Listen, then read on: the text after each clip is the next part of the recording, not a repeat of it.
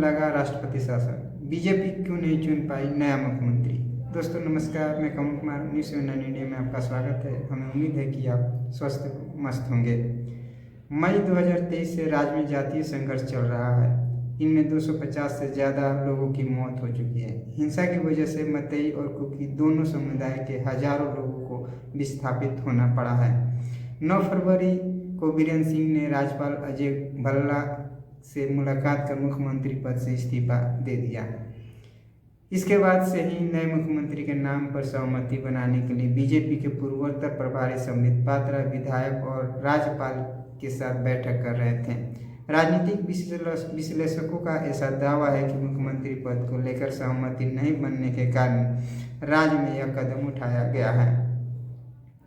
मणिपुर में विधानसभा का अंतिम सत्र 12 अगस्त 2024 को पूरा हुआ था और अगला सत्र 6 महीने के अंदर बुलाया जाना था, लेकिन ऐसा नहीं हो सका। संविधान के अनुच्छेद 174(1) के मुताबिक विधानसभा के 2 सत्रों के बीच 6 महीने से ज़्यादा का अंतर नहीं हो सकता।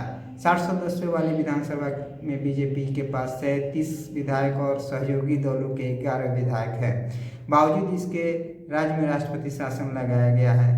दैनिक भास्कर के दिल्ली में राजनीतिक संपादक रहे हेमंत अत्री कहते हैं, मई 2023 से मणिपुर के अंदर हिंसा जारी है। कई विधायक अनेक बार दिल्ली आकर केंद्रीय नेतृत्व के सामने लगातार अपनी नाराजगी दर्ज करवा चुके हैं। समाधान न निकलने की स्थिति में प्रदेश बीजेपी के अंदर ही कुर्सी की लड़ाई शुरू हो गई। 2024 में नरेंद्र मोदी के केंद्र में सत्ता संभालने के बाद यह पहला अवसर है जब उन्होंने अपने ही शासन वाले राज्य में राष्ट्रपति शासन लगाने को मजबूर होना पड़ा है, और वह भी अपने अहंकार और जिद के कारण। बेहतर होता वे सुप्रीम कोर्ट की मणिपुर में कानून व्यवस्था फेल हो जाने की टिप्पणी के तत्काल बाद सीएम बदल देते। ऐसी ही बात अंग्रेजी अखबार द हिंदू के डिप्टी एडिटर विजेता सिंह भी करती हैं। उनका कहना है कि मणिपुर के अंदर बीजेपी की लीडरशिप बटी हुई है। पार्टी के अंदर ही बीरेन सिंह को लेकर प्रो और एंटी गुट बन गए थे। विधायक दिल्ली से शिकायत कर रहे थे, लेकिन दिल्ली बीरेन सिंह को समय दे रहा था कि ये चीज़ें ठीक हो जाएगी, लेकिन ऐसा हुआ नहीं। विजेता कहते हैं कि कुकी लोग बीरेन और उनके लोगों को नहीं चाहते हैं, वही मतई किसी कुकी नेतृत्व को नहीं देखना चाहते। बीजेपी के भी कई कुकी विधायक चुनकर आए हैं। पार्टी के सामने चुनौती किसी ऐसे नेता को चुनने की थी जो दोनों पक्षों को संभाल पाए, लेकिन किसी एक नेता पर सहमति नहीं बन पाई। मणिपुर के राज्यपाल ने 10 फरवरी को शुरू होने वाले विधानसभा सत्र को पहले ही अमान्य घोषित कर दिया था। मणिपुर की राजनीति को कई दशकों से कवर करने वाले Imphal review of arts and politics के संस्थापक प्रदीप फंजोबाम ने बीबीसी से कहा था कि 10 फरवरी को शुरू होने वाले सत्र में बीरेन सिंह के खिलाफ अविश्वास प्रस्ताव लगाने की तैयारी हो रही थी। इसी डर की बात करते हुए हेमंत अत्री कहते हैं, बीजेपी को डर था कि बीरेन सिंह की वजह से फ्लोर टेस्ट की स्थिति में उनके कई विधायक पार्टी व्हिप की अवहेलना कर सकते हैं। केंद्र में अपनी सरकार होते हुए ऐसा होना पार्टी के लिए छीछलेदर का कारण बन सकता था। अक्टूबर 2024 में भी सत्तारूढ़ बीजेपी के 19 विधायकों ने पीएम नरेंद्र मोदी को चिट्ठी लिखकर बीरेन सिंह को मुख्यमंत्री पद से हटाने की मांग की थी। वरिष्ठ पत्रकार विजेता भी हेमंत से सहमति जताते हैं। उनका मानना है कि अपनी साख बचाने के लिए बीरेन सिंह का इस्तीफा लिया गया। अगर विधानसभा का सत्र शुरू होता तो सबसे पहले विपक्ष अविश्वास प्रस्ताव रखता और ऐसे में सरकार गिर जाती।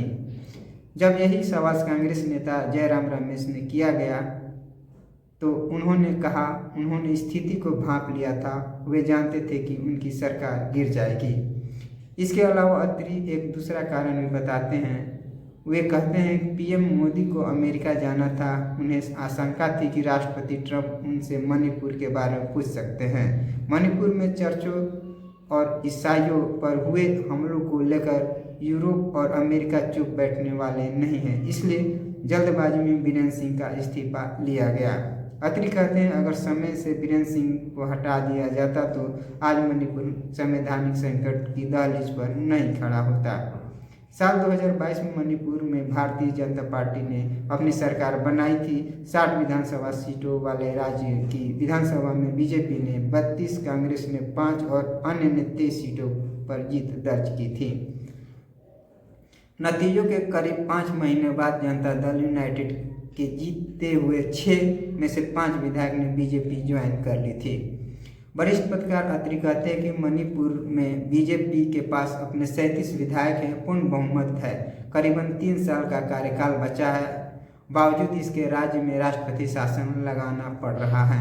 वे कहते हैं कि नरेंद्र मोदी के 11 साल के शासन में यह पहली बार है जब पार्टी अंदरूनी लड़ाई इस तरह से एक्सपोज हुई है। राष्ट्रपति शासन लगाने के बाद पीएम मोदी की सख्त प्रशासन वाली छवि धूमिल हुई है। डबल इंजन की सरकार के नारे की हवा निकल गई है। वरिष्ठ पत्रकार विजेता कहते हैं मणिपुर में राष्ट्रपति शासन लगाने के बाद ज़्यादा कुछ बदलने वाला नहीं है, क्योंकि पहले भी मणिपुर में सरकार तो केंद्र से ही चल रही थी। विजेता सिंह सांसद में दिए प्रधानमंत्री नरेंद्र मोदी के एक भाषण का जिक्र करती हैं, जिससे लेकर विपक्ष बीजेपी पर हमला हो सकता है।